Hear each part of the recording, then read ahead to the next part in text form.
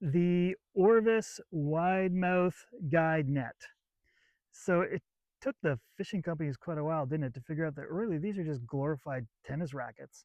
So now we've got this whole family of new composite, expensive fly fishing nets, but they're light, they last, they're way better than wood. I can't tell you in my 20 years how many wooden nets I've gone through. Anyways, this is definitely way better. So this is the Orvis version. They're all really similar, and I'm not sure you're really going to get down to the fussiness about the shape of the basket and so on. This totally works. I like the square end of the bottom. For the record, I use this on my wading trips. I don't use this as a boat net.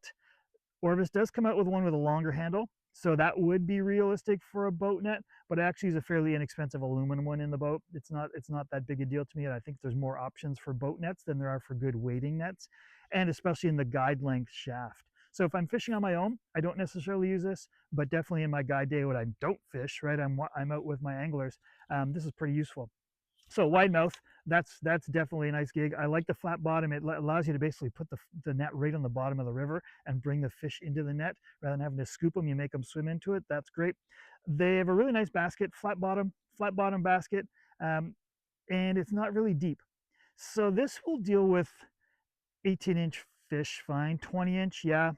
If you're regularly catching fish bigger than 20-inch, you're probably going to need to find a bigger net than this one. And congratulations to you having to do that, but yeah, that's not typical for most of us.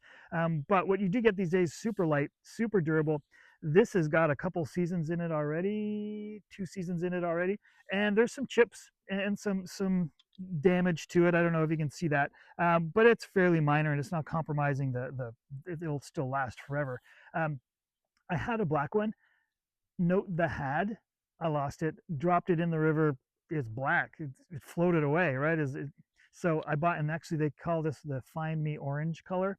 Yeah, totally. Now, does this spook fish sometimes? Yep. You see, whenever one of my clients are bringing a fish in and I drop this into the water and the fish turn towards it, they bolt again.